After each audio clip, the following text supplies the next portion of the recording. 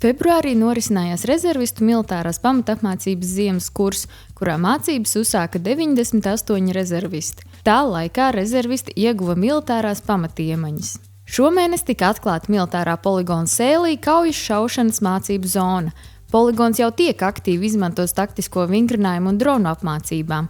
Toties jaunizveidotajā zonā karavīri varēs trenēties ar kaujas munīciju un pilnveidot citas nozīmīgas kaujas spējas.